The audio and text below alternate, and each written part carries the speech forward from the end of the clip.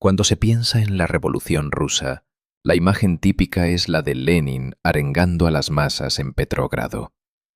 Pero detrás de ese mito había hombres que trabajaban en la sombra, encargados de algo tan prosaico como indispensable: dinero, logística y protección personal.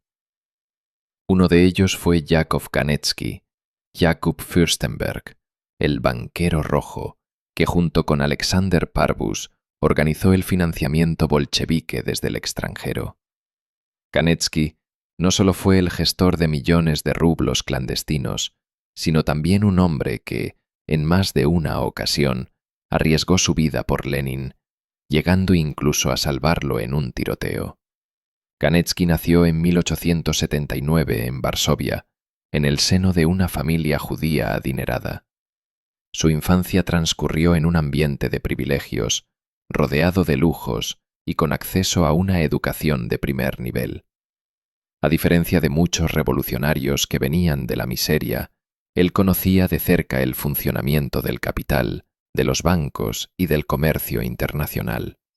De joven estudió en Zúrich, donde entró en contacto con círculos marxistas y se unió al Partido Socialdemócrata del Reino de Polonia y Lituania, una organización socialista que mantenía lazos con los bolcheviques.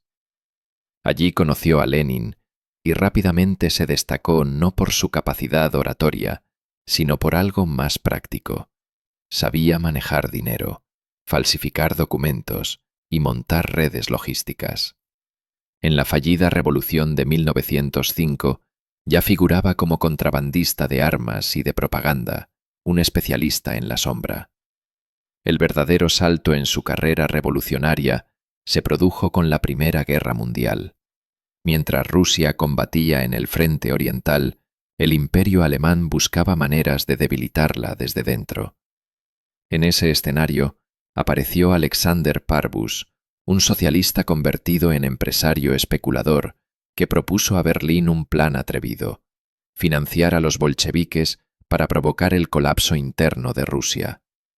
Parvus tenía la visión estratégica y los contactos políticos. Ganetsky se convirtió en su ejecutor. Instalado en Estocolmo, ciudad neutral y nodo comercial de primer orden, organizó toda la red que canalizaría el dinero y la propaganda hacia los revolucionarios en Rusia. Era la pieza que unía la teoría de Parvus con la práctica revolucionaria de Lenin. El sistema de financiación creado por Parvus y operado por Ganetsky era tan ingenioso como arriesgado. No se trataba de simples maletines con billetes cruzando la frontera, sino de una maquinaria internacional que mezclaba comercio real con operaciones ficticias para enmascarar el origen de los fondos. El mecanismo comenzaba con empresas pantalla, creadas en Escandinavia. Estas compañías aparecían registradas como importadoras y exportadoras de productos básicos, como medicinas, grano, productos químicos o maquinaria. A ojos del público, eran negocios legítimos. Pero en realidad, gran parte de sus transacciones eran meramente contables. El gobierno alemán transfería dinero a estas firmas, disfrazado como pagos por mercancías que en muchos casos nunca llegaban a existir. Los contratos y facturas daban la apariencia de legalidad. Desde ahí, los fondos pasaban a bancos suecos y daneses, donde Ganetsky, como representante, los recibía y los canalizaba hacia Rusia. La neutralidad de Suecia fue clave. Sus instituciones bancarias servían de puente perfecto entre Alemania y el Imperio ruso, sin levantar demasiadas sospechas.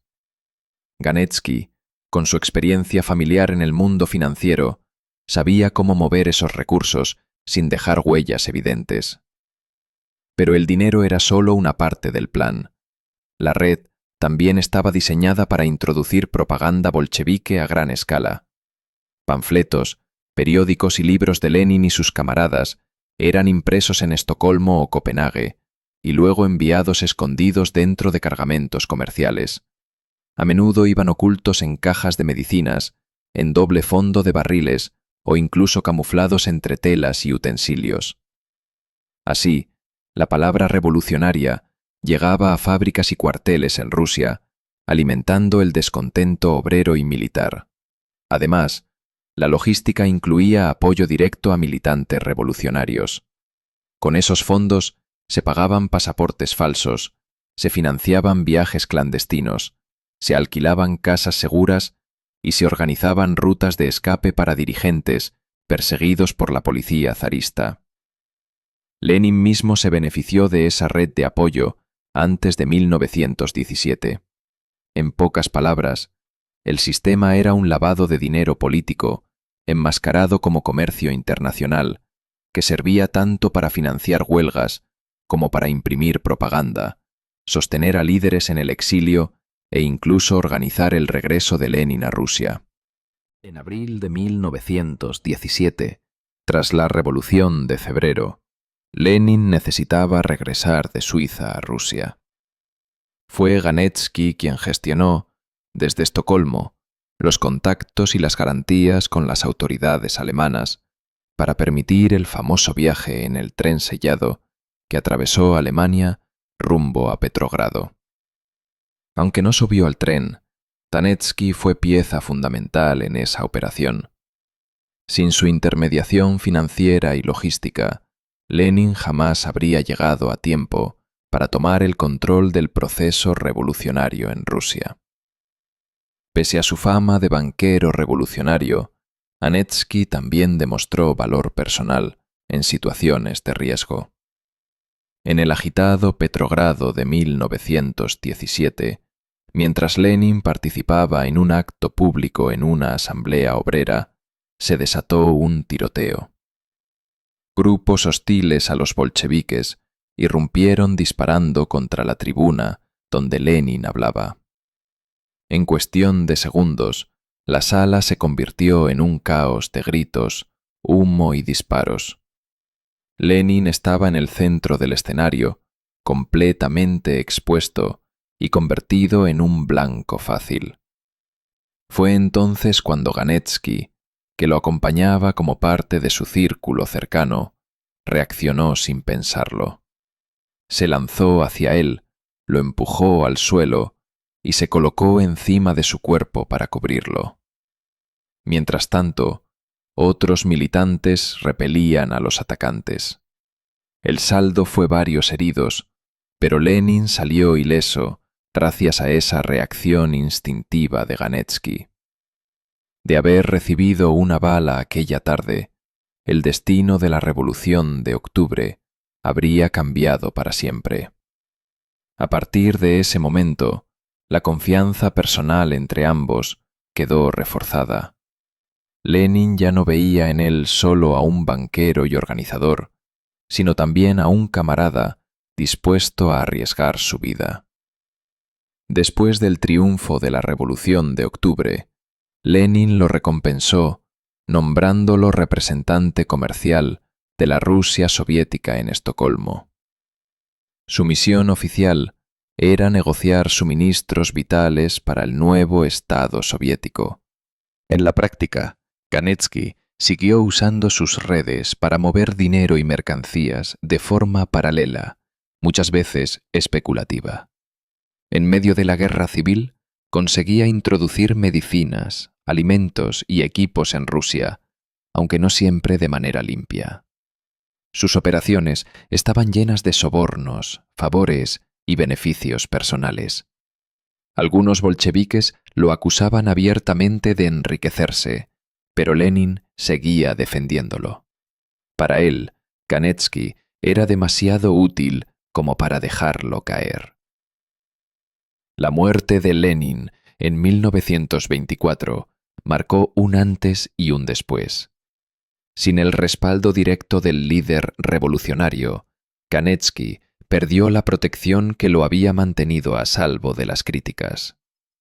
Permaneció en el Comisariado de Comercio Exterior, pero ya no con el peso político de antes. Con el ascenso de Stalin y el clima paranoico de los años 30, su pasado internacional se convirtió en un problema. Había estado vinculado a Parbus, a empresas extranjeras y a fondos alemanes. Todo eso bastaba para convertirlo en un sospechoso en una época en que Stalin veía enemigos en cada rincón. En 1937, en pleno apogeo de las grandes purgas, Kanetsky fue arrestado por la NKVD. Acusado de espionaje y corrupción, fue ejecutado poco después. Así terminó la vida del hombre que había financiado y protegido a Lenin, borrado como tantos otros del registro oficial soviético. Kanetsky fue una figura decisiva en la historia revolucionaria, aunque su nombre no haya alcanzado la fama de otros dirigentes. Desde Estocolmo manejó la compleja logística financiera que, gracias a Parbus y al apoyo alemán, sostuvo a los bolcheviques en los años más difíciles. Además de banquero y contrabandista, también fue el hombre que un día, en medio de un tiroteo, salvó a Lenin de una muerte segura. Su destino final, ejecutado en 1937, simboliza la paradoja de tantos revolucionarios, haber construido el poder que luego los devoró.